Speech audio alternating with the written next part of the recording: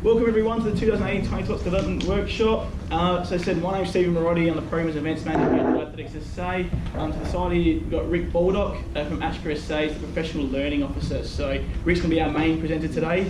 And trust me, Rick's got a lot of knowledge in this space, so it'd be great to have him on board. For those that are back again, welcome. For those that are here brand new, thanks for coming along. So we'll get into it. Before we get started, what we'll do is just a bit of an outline of what we're going through today. So, first of all, we're going to talk about the organisation at Little Athletics SA, what we stand for, who we're about. We're also going to talk about why Tiny Tots is very important at the Little Aths Centre. So, for those that aren't involved with Little Aths at all, it's a chance for you to understand. For those that are with the centre, it's good as well for you to realise why this age group is very vital for the future of the sport. We're also going to go through a role description that we've created, which a lot of the centres would know about. A lot of those from unis would also be well aware of it as well. We're going to do practical demonstrations. We're going to go through some information for coordinators, which is a part of the resource as well that most of you have at the moment.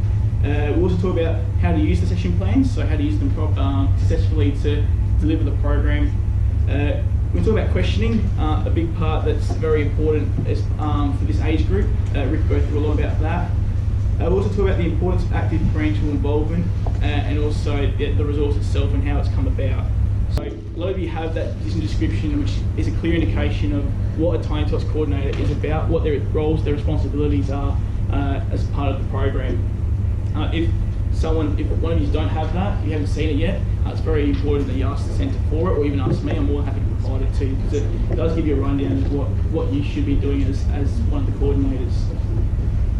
Now this is a very important part. This is where I'll get Rick to jump in here. So we do have, the centres do need to have the right person to running it, and there is a fair few dot points that does make a key Tiny Tots coordinator, and I'll get Rick to come up and go through each one with you. Okay. Thanks, Steve. And can I just add my thanks to you for coming out on a Saturday afternoon. I'm sure when I look outside and I see the sunshine out as compared to this morning, that a lot of you would rather be somewhere else. But I really appreciate your attendance, and I'm sure not only your centre, but the children and families you're going to work with over the coming season will also be very thankful that you attended. Right, just to sort of unpick this a little bit more, and getting the right people. And this is why you're the right people, right? First of all, you've got to be confident and competent to work with 3 to 5 year olds. Now, you know, that isn't about controlling 3 to 5 year olds, right? As soon as you try to do that, I think you're going to be on a losing streak there. They're a different animal than, say, school-age kids, right? They, you know, and you know what it's like. It's like trying to herd cats, and cats do not take well to being herded, even by a sheepdog, right? So that's why it's really important to work with the parents, because at that age they're more egocentric, and they're more used to working one-on-one rather than in groups. So if you were to go into a kindy and look at 3 to 5 year olds, or a preschool setting and look at 3 to 5 year olds playing, they may play in the same vicinity with each other, but they don't actually play with each other very often, unless it's like, that's a good toy, I'll have that, thank you, right? In which case, as a 3, 4 year old, you may burst into tears, right? Okay, so really egocentric, right? The world revolves around them. You may know some adults like that too, but we're talking about 3 to 5 year olds, all right? Okay, and we've got to work with them in a way that's more one-on-one and understanding what their developmental needs are. So, the second point, you need to be child-focused rather than athletics-focused, right? So your role is actually quite different. You're looking at not the athletic development of the child, but rather them as a person, right? And I'm sure that if you start with that attitude, you will engage a lot of families and their children. You need to be supportive and have a bit of passion about the program. You need to be excited about being there, even if you're not. You need to pretend you're excited, because that excitement is infectious. And I know that some of you, some days, will drag yourselves there because you have to be there.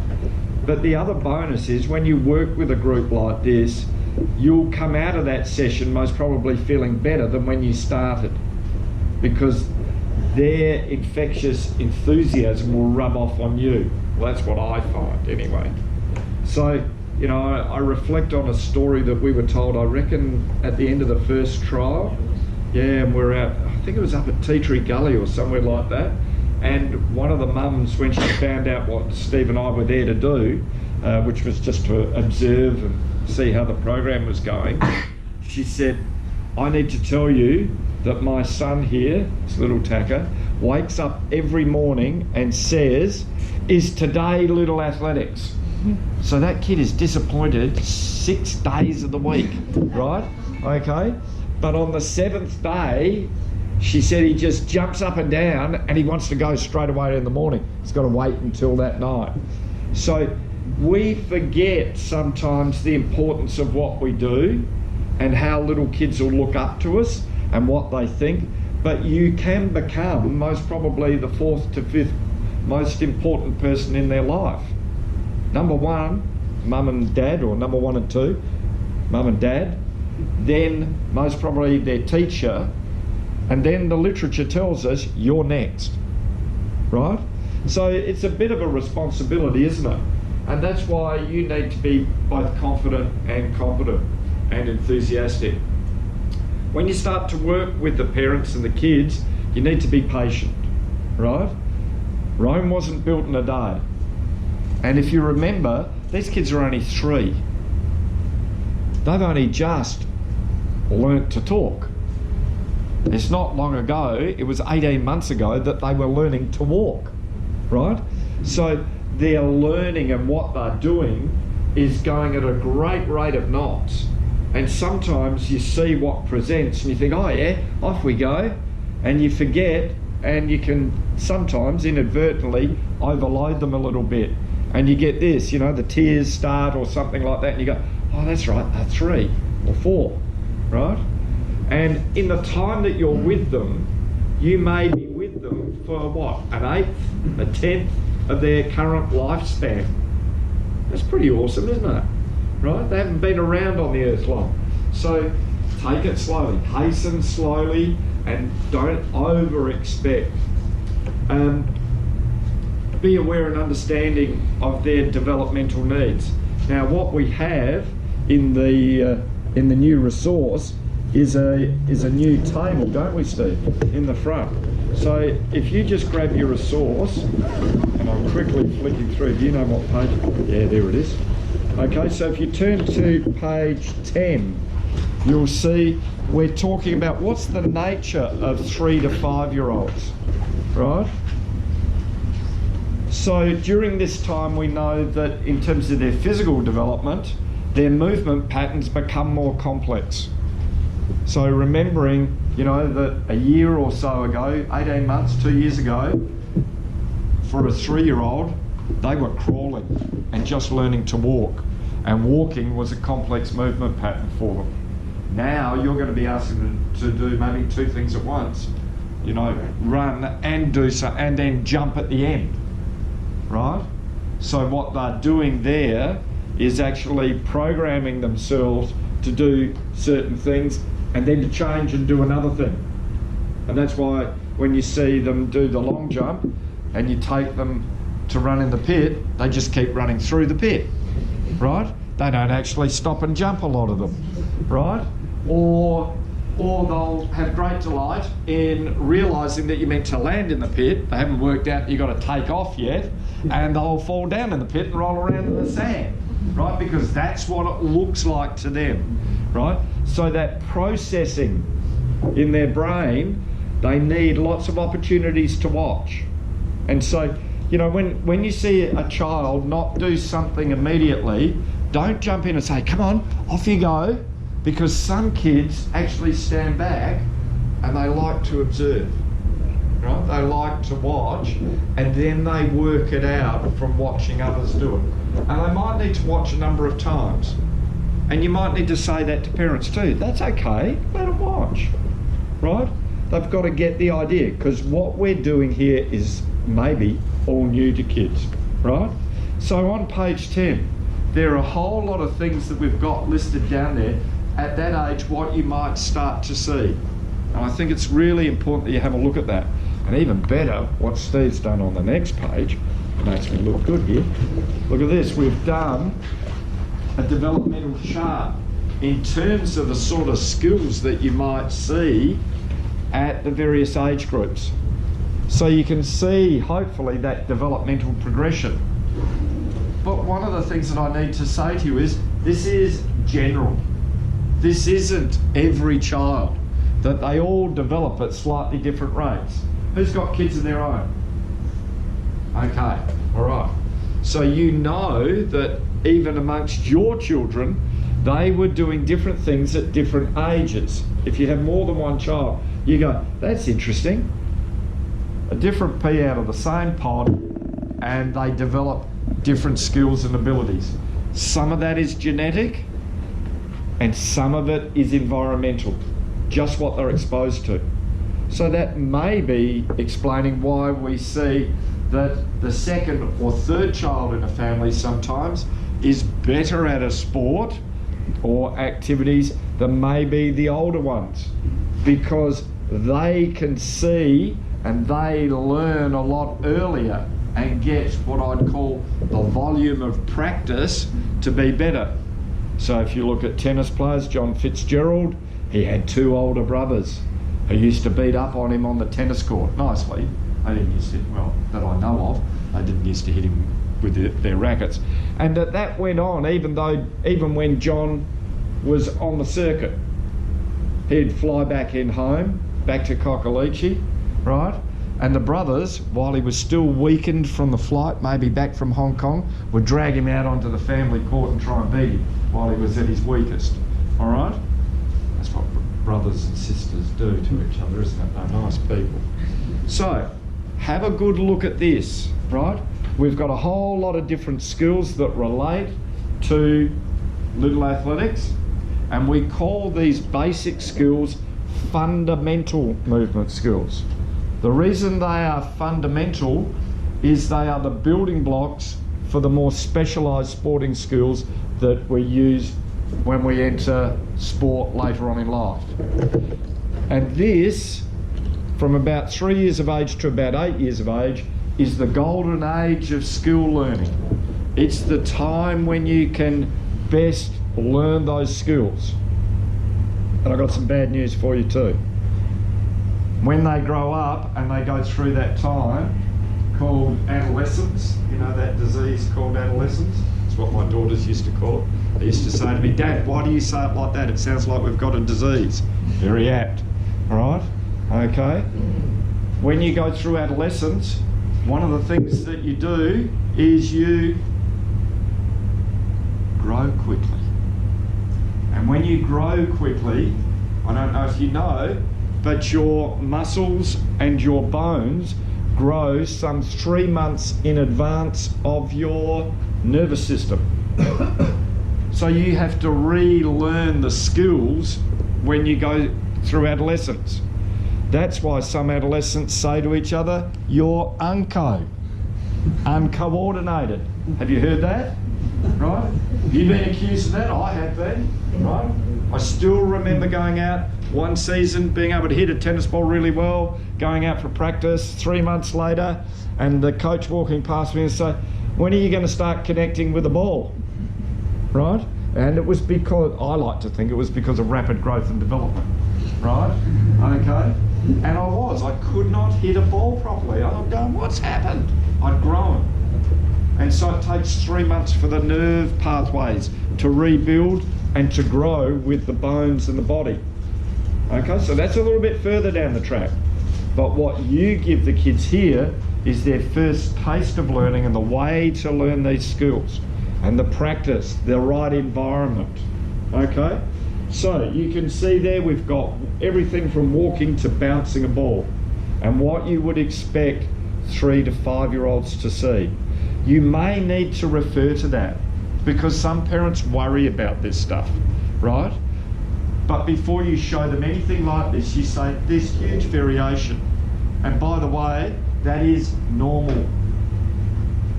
So it's really important to normalise it. If a parent is really worried, point them in the direction of their GP, right? Say, why don't you go and talk to your doctor about that? Next time you're at the doctor, have a talk about that, right?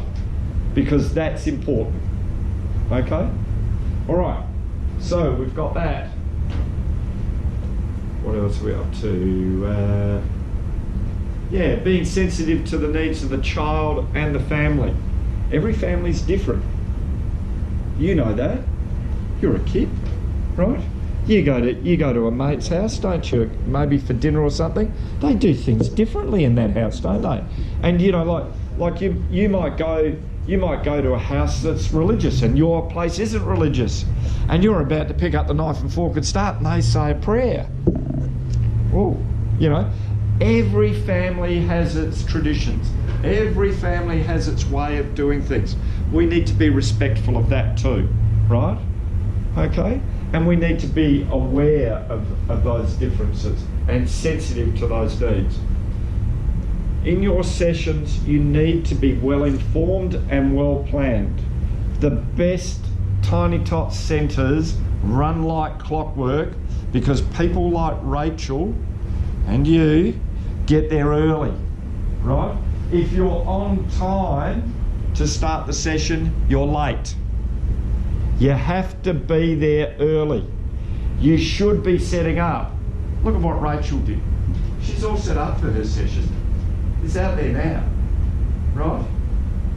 Like she said, oh, do I do it now or later on? I said, what do you want to do? I'll do it now. That was just her automatic response. She didn't even think about it, right? Because she likes to know that she's well planned, that she's organised. Because when you work with children and their families, one thing you can count on is mayhem. Somebody's going to come along and do something that you didn't predict. Nothing bad, not necessarily, right? But just a bit unpredictable. Because you got it all set up and you're ready to go, it's not going to worry you. I'm cool with that. I can flex with that. I can go with that because I'm organised and I'm well planned. I'm not standing there opening the book and reading the games out. I'm well planned. I'm very well organised. Okay? On that, it normally, I've done Tiny Tots Coordinating on and off for And years. survived. And survived. Well done. Not just having a plan for the session, but having a backup, a few backups. Oh, yeah. Because sometimes things don't work. Sometimes the kids are just not in that headspace. Yeah. That's right. And so it's not just being set up and ready to go with one. This is my program. Yep. Having a few backups. Or they don't understand the game. Like, Bingo. you say, you try and say it, and they're just like, no idea. Yeah. And you go, little... this was the best idea I've ever had. This will be the highlight of the session.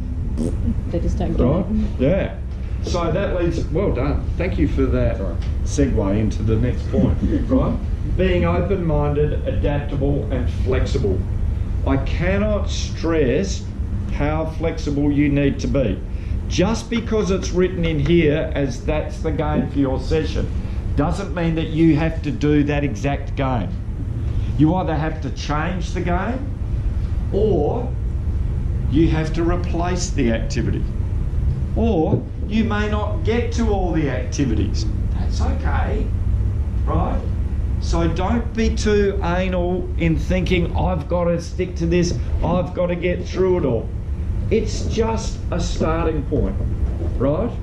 So flexibility that's informed by the parents, the children in your group, and all the other things that are going on in the environment that day becomes really important. For instance, if it's a stinking hot day, get out the compendium and put some water-based activities in it, right? They'll love it parents won't, but the kids will. They'll be drenched in water and they go home. They think that's a joy, right? So there's a notion of flexibility. But if it's got water activities, like the night we went to your centre and it's freezing with a strong southerly blowing, replace the water activities. Because you don't want kids, you know, there suffering hypothermia. Okay, does that make sense? So this last point about flexibility is really crucial. All right, next one. Yep. So just quickly, for those that are with the centre, and we're going through a lot after, so Rick mentioned the compendium, it's actually an additional resource which we'll actually go through and show you what that's all about. But most of these resources, from a centre perspective, is on the SALA resources page, so the community has access to these. But again, if you want something, you can easily speak to us about that. But yeah, if you want a position description, it can be get it online or through us. Percentage it's fillable, so you can put your own details in there, and it's it's highly recommended that if one of the coordinators here hasn't received it yet, to actually get a copy of it yourself. So then, as mentioned before, you know what it's all about.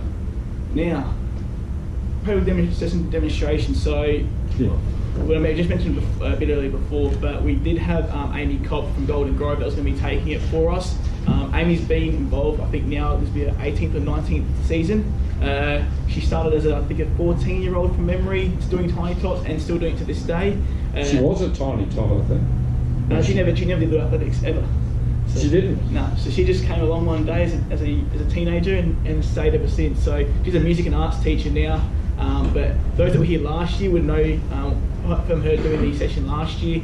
Unfortunately, she's had a bit of a scenario this morning, very unfortunate scenario, and she shouldn't make it now, so she's very upset about it, but these things happen. So what we're going to do instead is Rick's actually going to go through the session she was going to do, which is session 2. We're going to do a bit of a walkthrough. We want the children to know things, we want them to be able to do things, and then we want them to be able to understand things. Understanding is a bit deeper. They can not only know it, they can not only do it, but they know why they're doing it and how they're doing it. And they learn other things through doing it. All right? So that's what those learning intentions are. When you're teaching the session or coaching the session, you need to keep those intentions in mind with everything you do in that session, because that's what you're on about. So let's have a look at what the intentions are here. To know how to change roles in a game, respond to instructions and situations within the games. To be able to play with other children and parents, right? Maybe that'll be a tough ask, especially in session 2. And to understand how to take turns and participate in a group. It's tough. That's a fair list of intentions, isn't it? Right? So there's stuff there about how to play games, how to get on with other people, right? And that's one of the major foci of the session. Now you might think, that's not athletics, right? But you know, if they can't do those things and they go up into the 6-year-old program, into on track, and then they keep going on in your club and they don't develop those personal and social skills, you're going to have strife in your club, right? So that's why we need to start to raise those issues now and talk about how we do things in our club and how we play with each other and how we talk to each other and how we participate together, right? Okay, then there's a time allocation. We've allowed about 60 minutes. If you only run for 45 minutes, that's fine too, all right?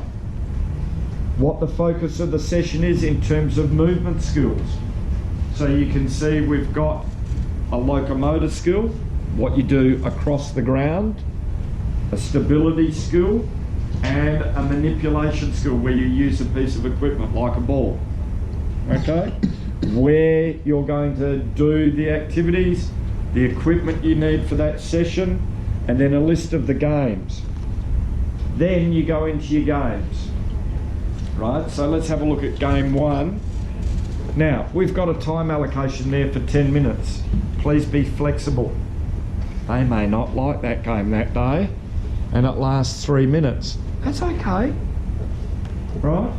You go with the flow. You don't try and flog a dead horse, right? To use an old saying. That's probably totally inappropriate these days, right? But don't keep going with something because it says 10 minutes there. Or, I'm going overtime. It's gone 12 minutes, I better stop the activity. If it's going great and they're enjoying it, let it go. But what I do think you need to do is be aware of a thing that I call with-itness. Those of you who've worked with children before know when kids are about to get sick of something. Others of you who haven't worked with children, you will learn very quickly to identify this, right? Because all hell breaks loose because you've gone too long on the activity, the kids have got bored, they wander off, they get stuck into other things, each other, and you get problems. So that with-itness of you as the coach is going, I reckon I'm starting to see certain kids starting to get distracted. Right, we'll finish that activity, now we'll go to the next one. And you don't get any problems, right? So you have to have that with-itness.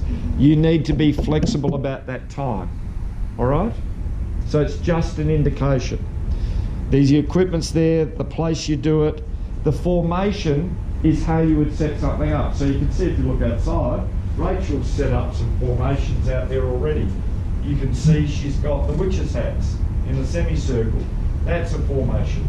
On the running track, she's got a formation there with beautifully coloured cones. Notice that? Rachel insisted that we use the yellow cones. She wanted the yellow cones, but we ran out of the yellow cones. We're in trouble with Rachel because she likes colour coding, all right? Okay, she likes the centre to look right. Okay, it's good, Rachel. Okay, then there are dot points for the instructions. When you give the kids instructions, get to the point. Tell them what you want to do. If it's a bit complex, do a demonstration. A demonstration is worth 1,000 words, right? And a lot of kids and parents will go, oh, now I see what you mean. You don't have to explain and then do a demonstration. Go straight to the demonstration and explain in the demonstration, okay? It cuts down the waiting time. Waiting time is a problem. The younger the kids, the bigger the problem. No, that's not true. Some of the older kids are bad too, right? In fact, they snot each other when they're waiting, right? So waiting time is a problem, right? That's when you get your behaviour issues. That's when you get kids wander off and picking daisies on dandelions on the oval, right? Because they're bored, they're not listening. All right, next one, questions. What did you say to me in a meeting about questions? Do you want to just share that? That was you, wasn't it? Yes. Yeah. About asking the questions. Yeah, you came along to this last year and we did a bit on questioning, didn't we? Yeah. Now you went, oh, what? Yeah. Yeah, go on, tell us what you thought. Well, I've been doing Tiny Tots for a few years and was kind of just happy with my own thing, my own system. And then came last year and got the book and with all the list of questions to ask the kids after the session, and I was like, yeah, I'm sorry, not asking any kids any questions because they won't even care, they won't even listen. And then got to the first week and thought, okay, I'll just do what they told me to do, which was follow the book the best that I can so I can give proper feedback. And I ended up asking all the questions. I really actually enjoyed that the most, asking the kids the questions and listening to their answers and seeing that they actually stopped and thought about what they were doing and not just ran around, and they actually gave some really good answers, and I was really surprised by their answers, so it was actually really good. Yeah. So, I think you said, you're actually, like you just said then, you were surprised at their answers. Yeah. Yeah, like you think, is that what's going on in that little head? Yeah, you don't think they're actually paying attention or taking any of it in, and then they answer and like, oh yeah, you actually do think about what your body's doing and how you're moving, and yeah. Yeah. So we'll do a bit more on questioning in a minute, right? And there's a handout that you've each got there on questioning. We're going to extend that stuff about questioning. And that was prompted by what you said in that meeting, right? So thanks for that. Okay. Right? And thanks for sharing that experience. I've had similar experiences, mainly at school. I had a a group of 8-year-olds one day at a school, a little Catholic school near Gould Road. And I had been teaching, this was my 8th lesson of the day, and I was doing demo lessons in front of teachers, and I was sick of doing the same lesson, Rachel. I was just going numb in the head. So I thought, I'll change it up. I'll start with a question. And I just asked the 8-year-olds in the group, year 2s, I said, how do you get away from an opponent? What do you think a year 2 would say? You punch him. Run. No, you run. A boy. And he said, you run fast. And I went, good. That's a good year 2 answer, isn't it? There's some thought behind it. They know that, right? Good answer. Then and this is what you need to do. Then I said, well, anybody got any other ideas? So another hand went up. What do you reckon they said? No, they're on task. They're on task. They're all right. They're good. What would you say if you were 8? So you run fast. What else could you do? Okay, that's all right. Anybody else got any other ideas? Run faster than anyone else that's being chased. Yeah, well, that's sort of what they were saying in the first one. Anything else? Run the opposite direction. No. Hide. One kid, I'll tell you, one kid said, I dodge. So I dodge past my opponent, right? And I thought, geez, that's okay. That's pretty good. 8-year-olds, they've got that. And then I thought, I've learned to just see if there are any other ideas. I said, any other ideas? And I thought, that'll be it. Up goes this hand. I thought, oh yeah, this will be interesting, I thought like, yeah, your answer, what are we going to get here? And this kid said, I roll off my opponent. Pardon? Do you know what a roll is? Right? If that's my opponent, right? A dodge is like that, or like that, right? A roll is I start to move that way and then roll around my opponent. This kid knew that at 8 years of age. That's the kind of stuff they learn at football, because my 8-year-old's learning the dodge and the roll at football. So Yeah. I guess all the sports do come together, so all of them. Yeah, so there are these generic skill sets. And the kid said to me, and I said, okay, so you can roll that way, can you do anything else? Oh yeah, you can roll the other way. Right? I said, is there anything else you can do? He said, yeah, sometimes I just keep going. Right? And I said, why do you do that? So my opponent doesn't know what I'm going to do. 8 years of age. And then another kid puts up his hand and says, that's like in soccer where you do the Maradona step over. Now I'm learning something from 8-year-olds. Right? It turned out there were 4 8-year-olds who knew that stuff in that class. Do you know what the rest of the kids were doing? Just what you're doing now. There was absolute silence. For the first time that day, I could hear the traffic on Goodwood Road, a block away. And the kids were silent because they knew these 4 knew stuff that they needed to know. And they were being led into the secrets, right? It was like, it's a secret. This is why these kids are good. So your questioning becomes really important in terms of embedding that learning deeper so that they don't forget this stuff, right? And it prompts them to think about it. Now, if you're working with parents, what does that mean? Parents are hearing these questions. Parents may not know the answers, but after a while of working with you, they will. So what happens when the kid goes home? Little chats, when they did that, and they start talking about it. And the parent starts asking questions. So why did your Tiny Tots coordinator ask you this? It'll just happen. So then we'll have thinking players or athletes. Isn't you can do it at home then, with the family. Exactly, right? And they become a coach, an individual coach to their child in a really low-key, nice way. They really support that. So the learning continues. The learning is reinforced. It might be about technique. It could be about strategy in a race. It could be about personal and social skills. And asking questions rather than telling them the answer is always a better way to go, because I think you remember it, because you have to grapple with that idea. Does that make sense? Right? Okay. All right. So we've got those. And then you've got a thing in each game called a variation. The variation is a way of changing up the game. How you can play that game differently. You started to play it, I don't think it's really working properly, right? So that's a way you can change it. Now, sometimes you need to make the game simpler, sometimes you need to make it more complex. Now, we're trying to cater for 3 to 5-year-olds when we wrote this resource. Developmentally, that's a huge range. So what we need you to do is to be able to adapt these games and activities to the needs of the students in your group, right?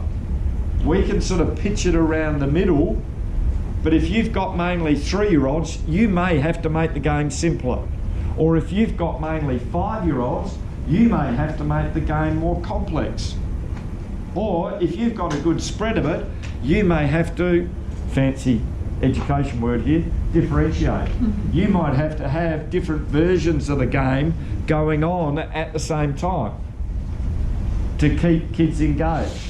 So if you've got a big group, you might have them in different groups working on a similar game, but they're all slightly different based on what they can do. Do you see what I mean about the need to be flexible? So you really need to be flexible. So then you just keep going through the activities. They're very similarly laid out, right? And it's the same in the compendium, right? If you don't get through all the activities, does it matter? No. Is Steve going to ring you up and say, now I'm doing an audit? Have you got through all your activities in the past 6 weeks? If not, why not? We're reducing the number of bananas we send you. In which case, most people will most probably say, great.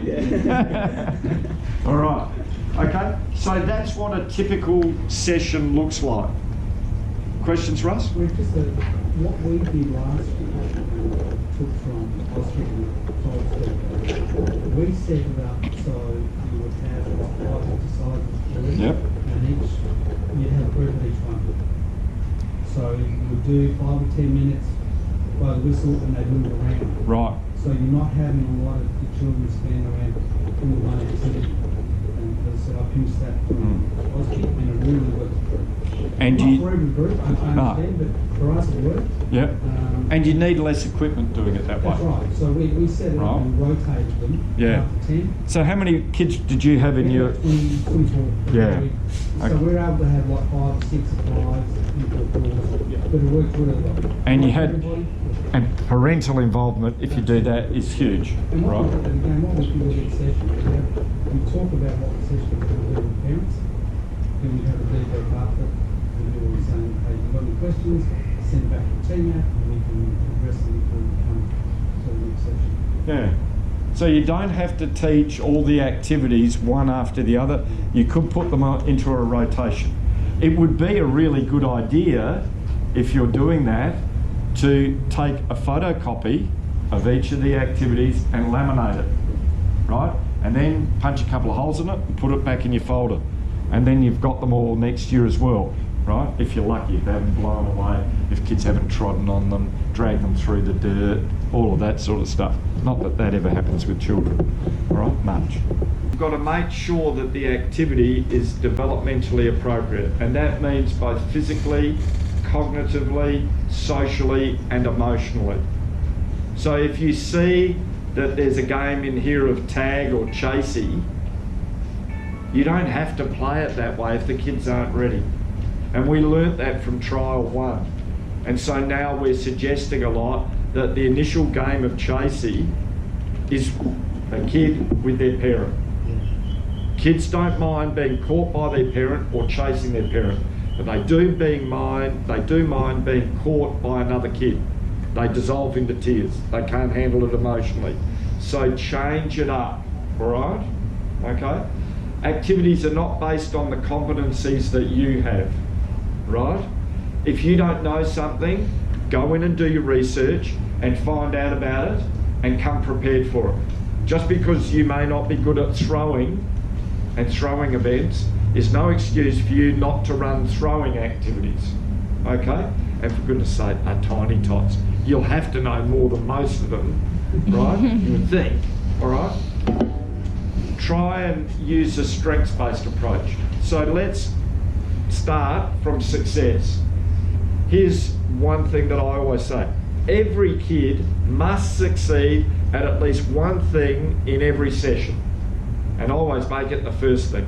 That way I've done that one straight away, right? So start with something that they can all do, right? No matter how easy it is, then it's success-based. And always start off each activity, maybe in its simplest form. Those chasey games are an example. If you think that some kids are ready to go up, okay, you 5, you can play a game of chasey amongst yourselves with parents and chase multiple people, right? So then we can change it up a bit. You need to have a positive set of behaviours. You need to demonstrate those behaviours. So just like Russell is in terms of inclusion, there are a whole lot of other behaviours that you need to demonstrate, and you need to start to develop phrases like, at such and such as Little Athletic Centre, we do it like this. So you set that standard, right? And you expect people to come up to that standard of behaviour, right? And the way that they talk to each other, the way you listen to the complaints, the way you respond to complaints or questions from some parents. And some people aren't very skilled at asking questions. It can sound really threatening, right? And you think, oh my goodness, what am I going to do here? And really underneath it all, they're worried, and they see you as the Little Athletic Centre, and it's like, deep breath, and I come to you and it all comes out at once, and you think, my goodness, and they don't mean to come across that way, right? And there are just people like that anyway, aren't there? Right? You may have bumped into them in your little athletics club like that before. You see them coming towards you, go, okay, I know what I'm going to get here, right? And sure enough, every time you do. But if you react in a really positive way, your demonstrated behaviour will actually change their behaviour.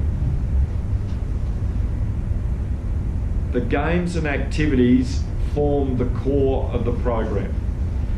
That's what it's about. It's not about what I'm doing at the moment, right? It's actually the games and activities. So get into the games and activities as soon as you can, right? There's the stuff about inclusion. Russell's provided a great idea there, a demonstration of all of the points that I point to there, right? So a quality program actually focuses on the less gifted, the less talented kids as well. Let's not get into talent ID for 3 to 5-year-olds. It just ain't going to happen, right? There's so much physical, emotional, social, intellectual development to come yet that you could not possibly predict until they're about 15 or 16 how good they're going to be as an athlete. They've got to go through adolescence yet, right? So we need to get past that. And remember, as strange as this may sound, you may be the only opportunity in this kid's life to learn how to run, how to jump, and how to throw. They may not get this anywhere else. This may not be on the agenda in any other household, right? In their household. They may not be at a school where they get this stuff. They may not get this anywhere else. So you may be the only opportunity in their life to learn this. Now, for a lot of you, that sounds strange, because I'm guessing that most of you have grown up in households where sport, and in particular little athletics, is very, very important, isn't it? Right? Yeah. You couldn't imagine living in a house. No, I'm like, what? right? But a lot of the kids that are coming into your program, that's precisely what they live in. That's not the norm for them. So remember, it's pretty onerous what your responsibility is there. Just on the Tiny Tots and showing, one of the things we introduced last year, and I know we talked about, is when we do warm-ups, we buddy our Tiny Tots with an older athlete Okay. to do the warm-ups. Yep. Because a lot of the time, I'm not sure about So you do a whole centre warm-up? We do. Yep. Yeah, so I'm not sure others, but what happened was previously, everybody was going, you could see the Tiny Tots just get straight. So we buddied them up with an older athlete. Yep. So they felt part of the older group and they did the warm-ups and they were more involved. Yep. They wanted to do the warm-ups. Great. And then what they did that evening, the following week they go to the same person. So it wasn't just a 1 week buddy, they kept on through the season and changed that around. Okay, so that's important socially, isn't it? Buddy thing. Yeah. And that also provides a leadership role for those older kids, right? Which is really important. Thanks, Russ. These social skills become important, right? And I mentioned that before. I like this one. Cooperation precedes competition. You think about it. If you're going to have a competition, you can't do it unless people cooperate. Otherwise, people are cheating, right? So cooperation precedes competition. I think the development of the right sort of person, their character, precedes skill development. Good people will overcome a whole lot of other problems, right? And you want to be known as a centre that develops not only good athletes, but good people. And that's when you'll get the support from council. That's when you'll get the support of education agencies like schools and preschools, because you're good people, right? And diversity issues, like Russell showed us earlier, right, are demonstrated through the way that we deal with their children and their parents. Okay, the expectations, right? Like I said, the games and activities are the focus of each session, and we're challenging the kids to think about what they're doing and why they're doing it, right? Through the games and activities, they're going to learn the movement skills, they're going to learn the social skills, and they're going to learn tactics and strategies, right? And it's expected that you will display the characteristics listed, or as stated earlier, in the Tiny Tots Coordinators position and description, right? Parents need to know that. To improve the management of children, try these things. Have all the kids listen to directions before the activity. Sounds reasonable, doesn't it? Right? Instructions shouldn't be any longer than 30 seconds, and you've got to be specific and clear. You should alternate short instructional episodes with the activities. So if it's a complex activity, you might do part of the activity and then pull them back in, do the next part, then put the two parts together, right? Tell children when you want them to do it before you tell them what you want them to do, right? First timers, when you want them to do it. Otherwise, as you're telling them what, they'll be starting to go because you haven't told them when. So you might say something to them like, when I finish the instructions, I want you to go to that station over there. Here are the instructions. Ready? Go. Right? So that you're really clear. Use key words such as begin or start, right? Or you might have a centre name or nickname, right? So when I say go, I want you to find a partner and practice tossing and catching. You need a consistent signal for stopping the group. It might be an audio signal like a whistle, right? Or a visual signal. A lot of teachers do that in their classrooms when they want quiet, right? They do that. I've seen a teacher inside turn off the lights because, you know, kids have their back to him and the lights go off and the kids go, oh, where's the teacher? Like that. So it's a different sort of visual signal. A bit hard to turn the sun off. reinforce your behaviours management as well as movement skills in the activities, right? So when you see a kid doing something right, catch them doing it. Well done, that was good. Did you see the way they did that? And 9 times out of the kid will say, I did what? Did I? Oh, okay, oh, that's good, okay? So it's far better to reinforce positively. Devise simple activities to get kids into groups.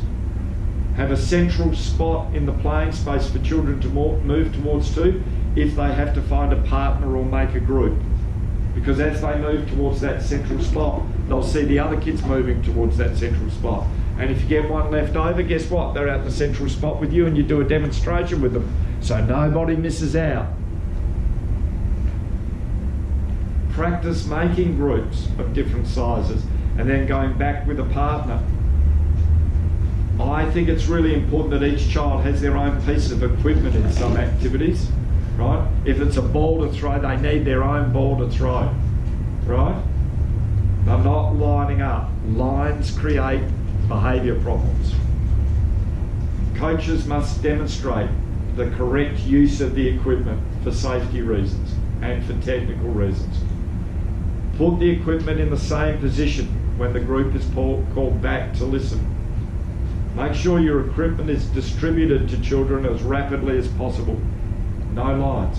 Don't have it all in a clump. Have it spread out so they can all get to it and then go and play.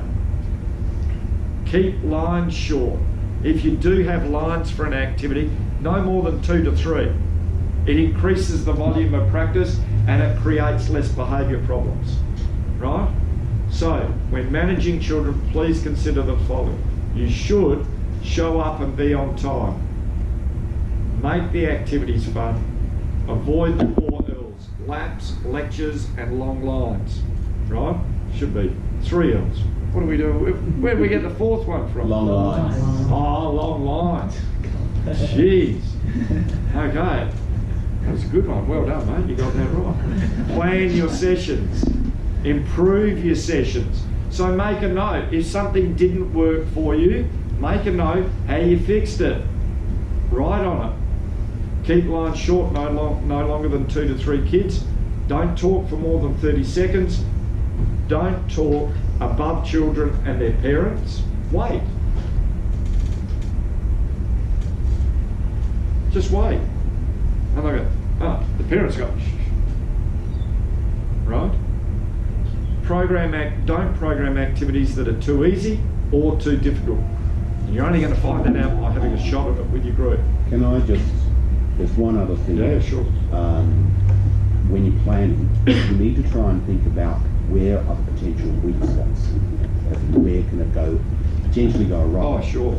So therefore, you're thinking, right, I definitely need a parent to cover that spot there, and that spot there, and that spot there. Yeah. So they can reinforce what the kids are going to be doing, because we all know that they've got the attention span of, you know, Goldfish. That's right. Okay, I left it to someone else. Yeah. So if you've got a parent there to reinforce, lines are a classic, you know, when you're doing something like a relay. Yep. Right? You'll always have 1 or 2 who like to be at the front and to keep going all the time, and others who will drift back. So you need a parent there just to make sure that they get used, they get reinforced, that they have to take their turn. Yeah. And have them at a place where there could be a safety issue, right? And you start to learn that very quickly, all right? So, great idea. Sometimes you need to actually coach. You need to actually teach something. So you've tried the questioning, they're still nowhere near it, you know. They may have a difficulty with understanding you. So then focus on the play wherever possible. Provide the coaching on the side in an unobtrusive way, right? So you might withdraw a couple of kids, have a quick chat to them, give them a little practice, then back into the game, right? Let the children develop at their own pace, but encourage and support. Try to build their confidence and self-esteem. I think that this is a good set of things to do in terms of the way you engage the kids and what you want them to do in terms of being motivated. Provide opportunities for them to be successful, right? They love, it's not just kids, is it? Adults like being successful too. Why would you come each week to a session where you don't succeed? It's like hitting your head against a brick wall.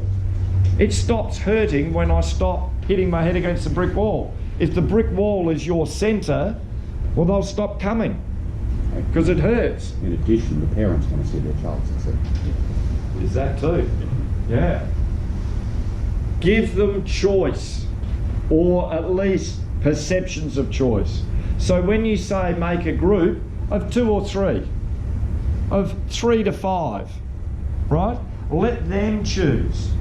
It doesn't have to be exactly pairs, it doesn't always have to be 3, right? Even in your groups, let them choose, right? Try to emphasise mastery of a task. There's nothing better, and that's a key in your sport, right? To be able to master a skill. Yes, I can do it, right? That's really good. Have that inclusive coaching style, right? So you include everybody. Motivate through the intrinsic elements of participation. You don't need a ribbon. You don't need a trophy. They're extrinsic, they're outside. What we've got to emphasise is what we love about it. When I used to running the 400, it was not the feeling at the end, because that made me used to feel sick, but it was that feeling of the wind in your face, a bit like the dog leaning its head out the car, isn't it? The wind through your hair, that perfect, efficient style, and you're just floating down the back straight. That's what I used to love about it, right? That's what got me into it. It's that feeling, all those intrinsic feelings. So start to talk to the kids about that. Kids will be switched onto that. They know that stuff. What do you like? What's your favourite event? Shot put. Shot put. What is it? What is it about shot put that you love?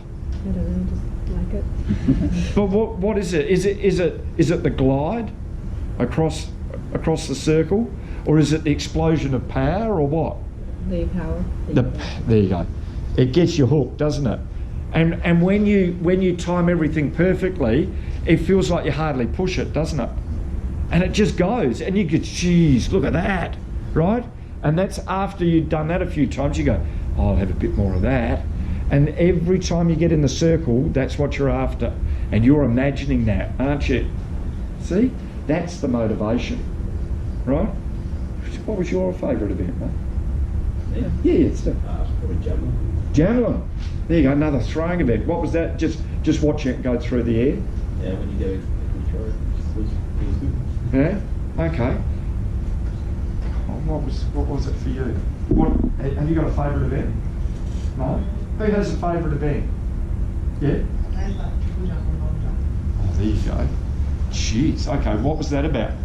Just the hang? I don't know, I just was good at it, and then yeah, I guess the... Yeah, you're floating, aren't you? You're flying through the air. Right, what is it for you? Javelin. Javelin, another, geez, you better talk to each other. Right, okay. Hammer! Stand back. All right, okay, all right. What about you girls, anything up there? 200, okay, talk to me about it. Which part? Is it the explosion? Around the bend. Oh, around the bend, that lean on the bend. Yeah. Yes, all right, okay. Do we talk about this enough? Yet that's what drives us back week after week. It's some feeling like that, isn't it? That's that intrinsic motivation, right? You know, it's being able to pick people off in a distance race, right? To be able to, in an 800, not go out too hard and take the chance. So your strategy is working. To run on the person's shoulder, but not out too wide. It's all of that sort of stuff. That's what you get hooked on, isn't it? Yeah, that's the cool stuff, right? Okay, so you've got to let kids into that sort of stuff, right? Be aware of people's abilities. And finally, look at this, like to do it. Maybe in every session, what did you like to do this session? So you're putting kids back in touch with those feelings, those deeper emotions, because then they'll start to come back. Okay, my name is Rachel and I'm going to be your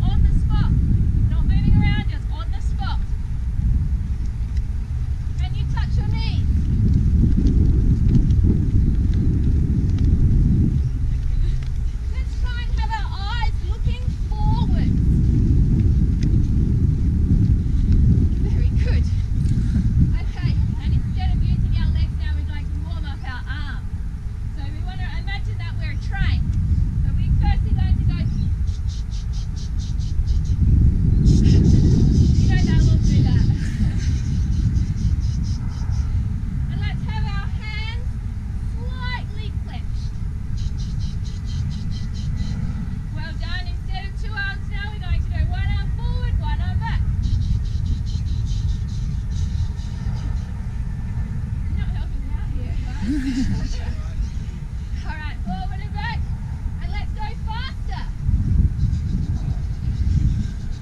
Well done, as fast as you can. Alright, arms still on our train tracks. Forward and backward, forward and backward. We're not going to go across our body. We want our arms to go forward and backward, forward and backward. Does anyone know what might happen if I was running at this stage? What might happen to my legs?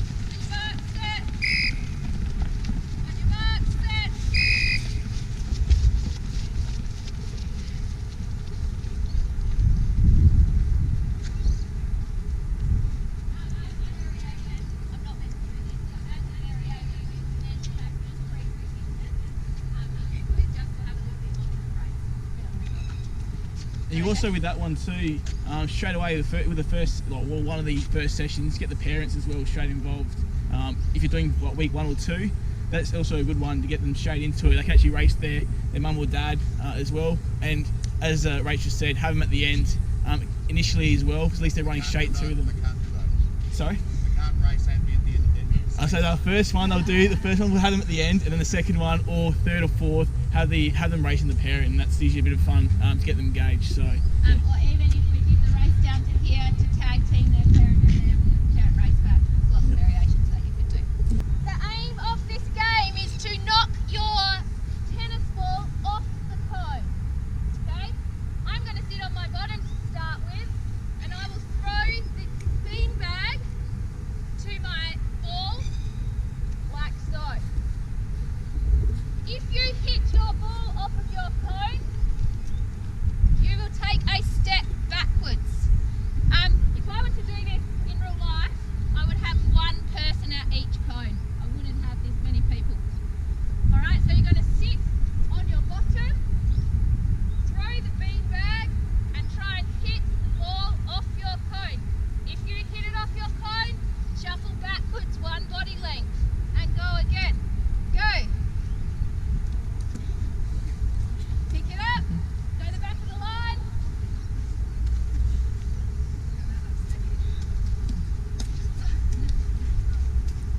Parent support.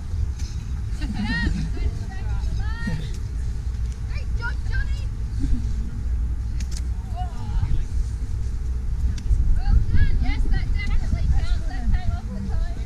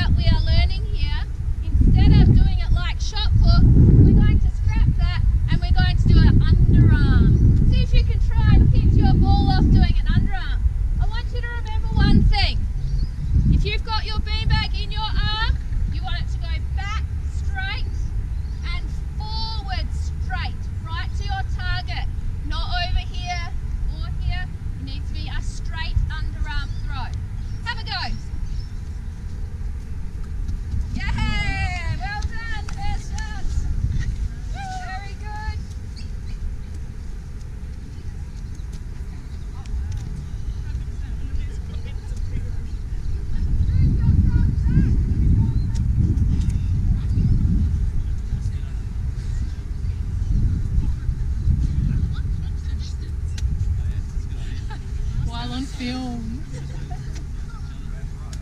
As parents, if we could try and help our kids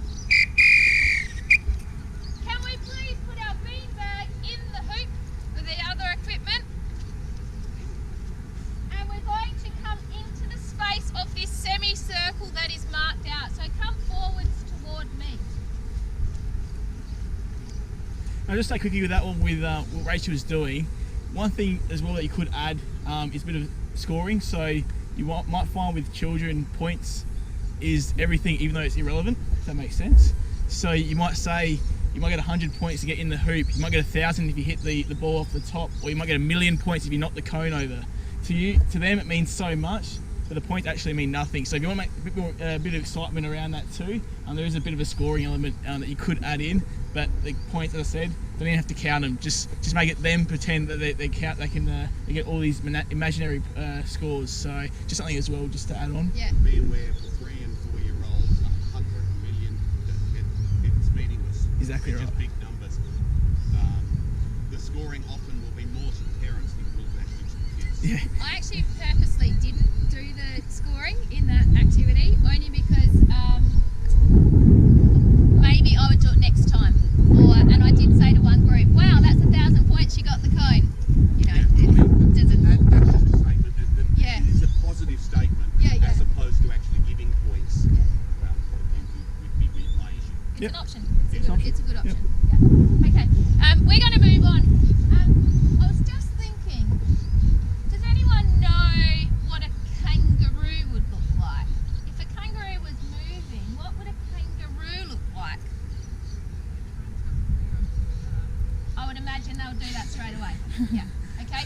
So a kangaroo does this. So let's all do this. And we're landing on 2 feet at the same time. What I would like you to do is I want you to jump as far forward, being aware of safety, as far forward as you can, like a kangaroo. So I'm going to bend my knee, and I'm going to tighten my arms a little bit, and I'm going to jump forward and land on 2 feet. Off you go. Have a go at that. Lovely. Well done. Does anyone, what about a frog? What do you think a frog might look like? Yeah, they will all do it. Well done. So you're on the ground. Okay, let's go. Okay, stand up. Is this exercise or exercise of humiliation? And what about a waddling duck? Go low, or you can go higher for a waddling duck. Have a go at the waddling duck, everyone. High choice, mostly. Well done. Using your leg muscles there. Okay, I've got one more. You're going to be a bear, but a bit of a scary bear. Okay, so you're going to put your arms out straight. You can put your claws out as well, and we're going to go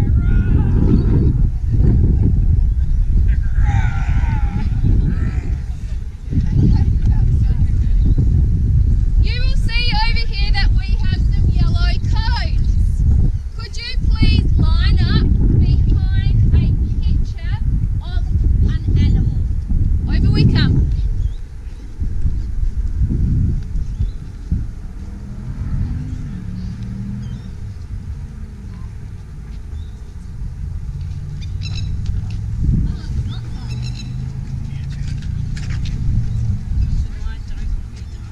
Don't worry, you get to be everything. That's the fun of this game.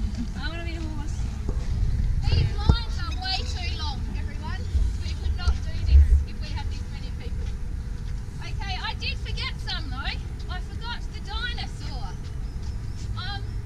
Maybe you could just be a scary dinosaur, however you like to be. Okay, claws up, T-Rex, a scary dinosaur, and I also forgot the horse. Okay, this one. Okay, and I want to hear that noise as well. You need to do your animal up to the yellow lines and turn around. When you come back, you are going to join the next line. Then you will join the next line. Once you're at this line, parents, let's help our children. They will come back to this line here. So you have one go up and back, next line.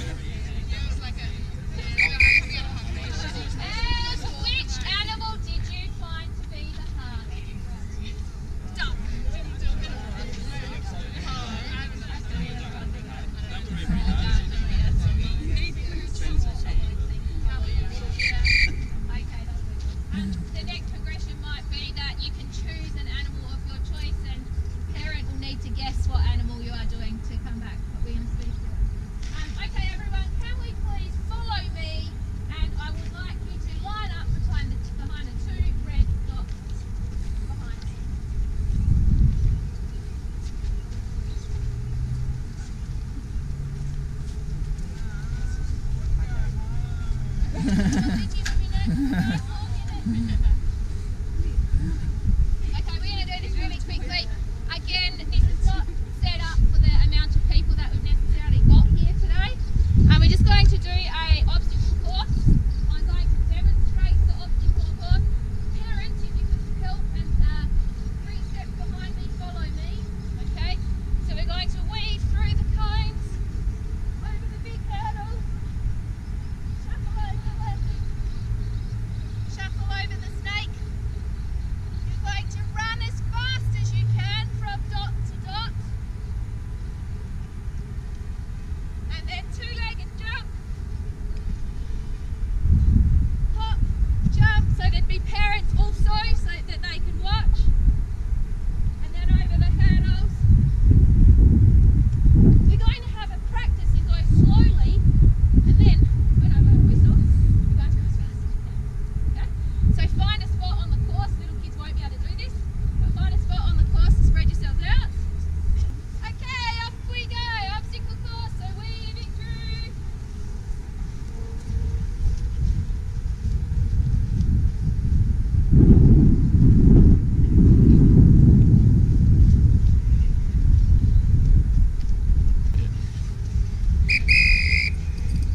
Well done, everyone. Over here now, everyone. We're going to make a big circle.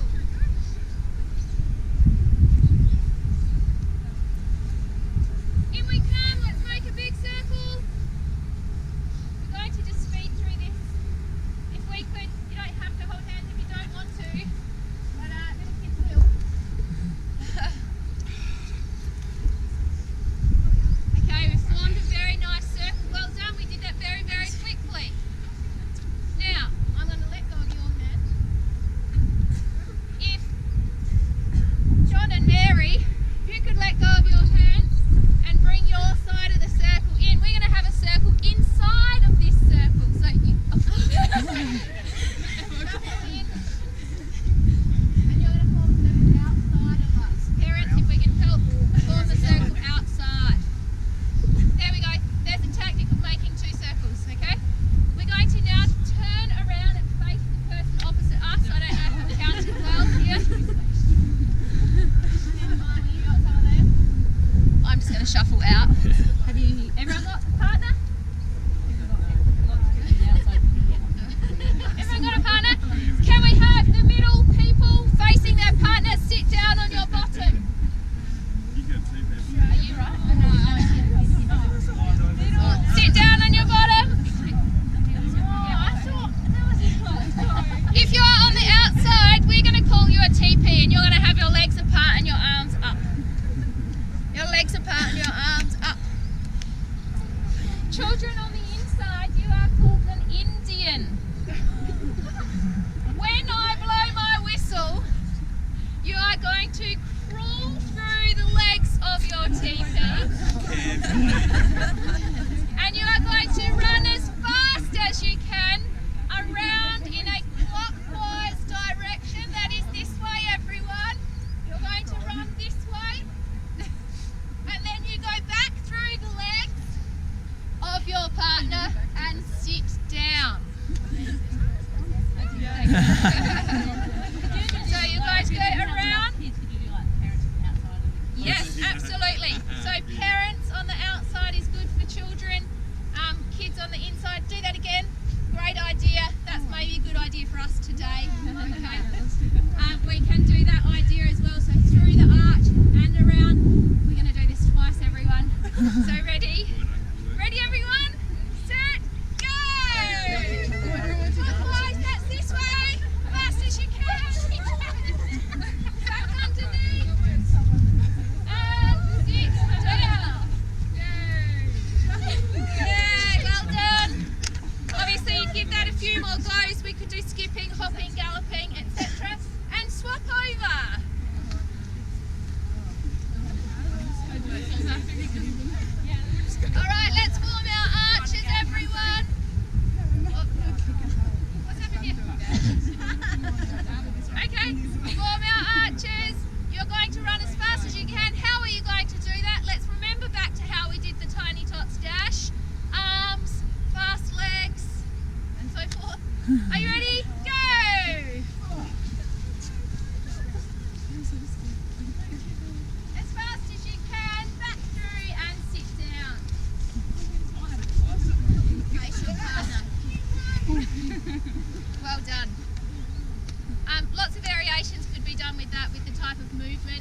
and the questioning that can be done. But we're going to call it a day. Well done, everyone. Thanks for participation. There's a summary overview of all the sessions at the beginning or just before all the sessions in the resource. So if you turn to page 13, 14 and 15, you'll see that summary overview just like that, like you can see on the screen. You'll see that there's a skill summary, play area. Oh, I did it again, mate. Jeez, I like these buttons. Your equipment we've talked about. And the importance I mentioned before of working towards that end event, right, in session 20. So really there's a mid-event and then there's an end event, all right? So what each session leads up to is the family fun day in session 10, and then in session 20 there's a mini Olympics, right? And that's the perfect opportunity for them to apply all their learning and all the skills that they've developed, right? And we recommend that you really build that up and that you encourage parents to participate with the kids. And for each of the sessions, think about what those end events are that you're working towards, right? So if you think, oh, this group needs a bit more on long jump, well, give them a bit more on long jump, right? Or whatever, or they might like certain things, so give them that, right? Like I said, be flexible about these. Just because we've written it down there doesn't mean that that's perfect for your centre at that time, right? Next year it might be, or it might never be, and that's fine. So you don't have to use the activities as they're written down in here. Change them up, change the order if you've got good reasons for doing that. Go to the compendium and use some of the activities out of there. You're allowed to do that. You're allowed to teach the same session more than once, right? Be prepared to revisit and repeat activities. If you find an activity they like, well, repeat it the next week. In fact, start with it. That might be your warm-up activity, is to start with what you did last week. You won't need a long explanation because they only did it last week. Mix it up during the sessions, change the amount of time, focus on those learning intentions. Did you notice the way Rachel, oh geez, what happened there? Crikey, what's happened up here, mate? There's another button. How did I do that? I don't know, but it was clever. All right. This stuff, you noticed Rachel started to ask questions about what they know, right? That's really important. And sometimes when you ask the question, you can ask it generally, but sometimes it's really a good idea to say, right, turn to mum or dad and see if you have a chat about this question. See if you two can work it out between mum and dad and you, right? And so get the kids to explore that through discussion. Don't forget the variations to the games. Scoring, be careful with it. You talked about it out there, you saw some examples of it, and how Rachel didn't actually use the scoring. That was what she was going to do next time, so that would be a variation for next time. There are tips there about the ways to teach things. Have a go at those. Add your own tips to it if you find other ways of doing it. There are did you knows in there now, so that increases kids' knowledge about track and field. There are the focus questions. That's a starting point for the questions that you might ask. There are child reflections in there, so you can get kids to reflect on it. All right.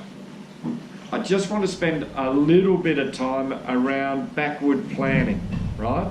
So what I was talking about was session 10 and session 20. In education language, we talk about backward design, right? So you start with the end in mind. What are the desired results you want? Well, the desired results you want are active, fun participation in session 20. That's what you're working towards. That big family fun day, right? And you're looking for evidence of that learning, right? And how you're going to get the kids there. So what we've got to do is think about what are the desired results we want. Okay. What would be evidence that kids will be able to achieve that? And we're looking for those indicators in what we observe in any session. And then we plan the learning experiences for the next session based on that. And you'll especially do that from session 11 onwards, because you're planning your own sessions. And in the back, there are some pro formas that you can photocopy off and write in your own plans. All right? So that's what we're trying to do. We start with the end in mind. Any questions on that? Does that make sense? It's like in business too, isn't it?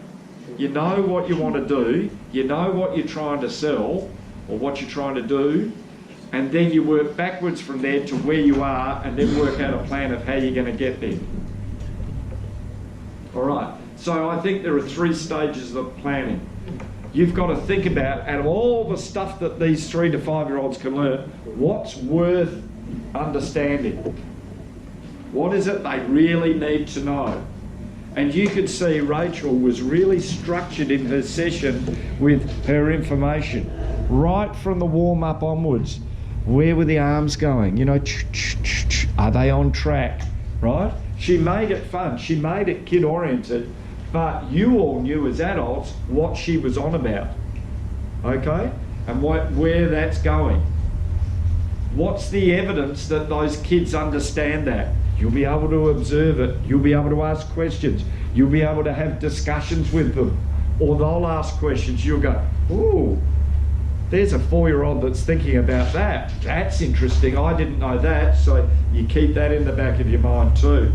And then finally, what are the experiences and teaching or coaching that will promote that understanding, that interest and that excellence, right? So use the session planning template that's on page 93 to 96 to plan sessions 11 to 19. But if sessions 1, or so I'd say at least do session 1, see how it goes, right? From session 2 onwards, you don't have to keep to that. Go to the compendium of activities. You may have some other good activities that you've used too that we haven't got. And if they work really well, send them to Steve. We'll add them into the compendium of activities over time, because that's an electronic document. Okay? So, in terms of your games, begin with it. In terms of your sessions, begin with your game, suspend the game, ask a question. It may be a problem that arises. Investigate that problem with questioning. Share the solution with the group. Practice the solution or techniques if it's necessary, and then resume the game, right? So your session may actually start to look a bit like this. Now this looks very linear, right? But it isn't. What you actually do is you play game 1, and you might have a technique focus or a tactical focus or a social focus. Then you freeze the game. You get them to stop. You ask them a question that causes them to think a bit more about the game. Like you're watching the game, you're going, that's not working. So stop the game. Instead of telling them what to do, ask them a question that will lead them to a potential answer to solve the problem that they're having in the game, right? And then you might return to game 1 again and have another go. Or you might say, they've got that, I'm going straight to game 2. So it's not linear, it depends, right? And you might go back to game 1, do that again, freeze it again, ask a different question. You may stay on game 1 for a lot longer, right? You go to game 2, you do the similar sorts of things, down to game 2, continue this. You continue the games and you work through that cycle as you go through the session. Does that make sense? Okay? So that gives you a way in which you can approach the session. Questioning. You've got a handout on questioning there. This one here, right? We're going to go through that very quickly in a minute, right? Questioning, I think, is a tool that gives you, it lets the kids start a dialogue between the player and the game, right? Questions can occur before you play the game, during the game, when you have a timeout, or at the end of the game, right? And of course there'll be different questions that you ask at that. So I think you should use those as a timeout sometimes. So you notice the kids are getting a bit tired, stop the game, ask them a question. And the question will extend their understanding and get them to think about the game a little bit further. All right? Example questions we've got in the resource. These are starters, but add your own. Questions can be framed about movement skills, tactical skills, or personal and social responsibility skills. You know, the behaviours, the set of behaviours. Here's one way in which you could frame your questions. Shane Pill, who I work with at Flinders University, that's out of his book. So you could ask questions in some games about time, about space, about force, about flow and tempo, or about consistency and control. And then you could ask the questions: who, why, what, when, where, how. So you can make up a set of questions like that. Design questions with and anticipate the correct answer. So you might have an initial question, you might have a probing question, a summarising question. So there's what's on your handout. Now this originally didn't come out of phys ed or sport, it came out of social studies. They ask questions there too. Weird lot, social studies, right? Okay, you don't do social studies, do you? Yeah, keep it that way. No, I'm only joking. Right? So you have decision-making questions where kids have to make decisions. How are you deciding to do this? Right? And there's an example of a question. You could ask an assessing question. How could you improve? Right? You might ask an evaluating question. What is the most important thing to do for you? And it might be different for you. So that's all right to have different answers. What do you need to remember when you're running? Oh, I need to pump my arms through and make sure my hands are relaxed, but I pump my arms through higher. Why is that? A probing question, right? So that you're following up. And then an inferring question. So if you do this, what might happen? Right? So that's a more advanced question. Can you see these questions are causing kids to think more deeply about your sport, right? And you watch, there will be a whole lot of kids that maybe aren't good at doing, but are really good at thinking, right? And guess what? They'll get better at doing with the volume of practice that you give them. Wouldn't it be good to have thinking athletes in your club? Athletes that can solve problems that the event set, so that they don't need a coach in their ear every second of the day. The top athletes, when they work with the best coaches, the coaches say, I used to ask a lot of questions. Now the athlete turns around and says, yes, I know I've got to think about this. They're even predicting what the coach's questions are going to be. So we want thinking athletes. Finally, we've emphasised already the importance of parental involvement, and I think you've seen that today. You can do a Rachel and just be fantastic, right? And just do crowd control and be super organised and colour code everything and do all of that wonderful stuff. But Rachel has great parental involvement, and the way she invites parents to join her is really inclusive. It's, can you do this? Can you do that? And most people just instinctively, oh yeah, and then they're halfway through, oh geez, why did I say yes to this, right? So invite people, be pleasant, right? Make it the norm, right? So here's what we were talking about with the parent information sheet, all right? So as all of you would see in the booklet, there is a green sheet that's got an information sheet for parents. So for those, pretty much for all of you that start the program, in your first session, if you've got an opportunity, scan copies of those and print them off and give them to your parents so they actually understand the reasons for this sort of play-based learning. why it's come about, what the reasoning for doing it is, because that's probably one of the big things we found when we first started doing this a few years ago, was that wasn't translated properly, and parents came along and thought one thing and saw a different thing, and then they they didn't want to hang around, and their perception of athletics wasn't quite what they were getting. So something just to be aware of, that please, if you can, there is copies available for the committee to access, but if you've got the sheet there and you want to scan and print a whole heap off to hand out, highly recommend, especially the first week. So as I said, explain the purpose, why it's important, how parents should be involved, and why they should be involved as well, which is a very important thing.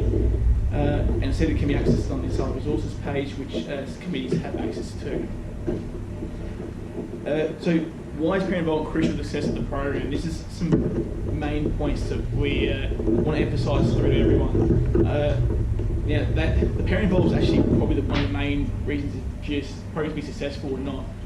Without them, especially if you've got 20, 30, 40 children on your own, is a major challenge. And if you don't have parent involvement, it makes things a lot harder than it should. If you're fortunate, like the likes of Harry's got lots of hands on deck, it makes things a lot easier. So getting them straight in first up is important, and obviously the child will have a better experience from that. So parents need to understand that they play a very important role in their child's ongoing development by participating with them. So if you have a parent there that probably when I used to be back in the day when I was involved with Mines cricket, when I initially started, we used to do an activity where the child will be with their parent. They will have a cone, so the cone is the shape of the hand, so that's to teach them to start catching with two hands. You do that with the parent back and forth, then you make the parent turn their cone over. They have to catch on top of on the little circle on top of the cone without touching any part of the body. Obviously, it's very difficult for a parent to do. I only saw one out of the 2 years I did it. Actually get it on top, so straight away the child's successful. They're beating their parent, they have lots of fun engaging with their learning. So at the same time, they're trying to learn a skill, but they're beating their parent at the same time, and obviously that's a great thing for them that what I'll explain in a sec, is something that they really enjoy. So getting the parents involved straight away is perfect. If child's struggling with the game as well, they learn from their parents too. So rather than you have to stand there and explain it to every single child, the parents can be there to explain it to them as well. Obviously, ensure parents focus on their child's skill mastery and cooperation. So make sure that the parents aren't there to focus on their child winning. You find in the little athletics world that is very, very common. That it's if the child's not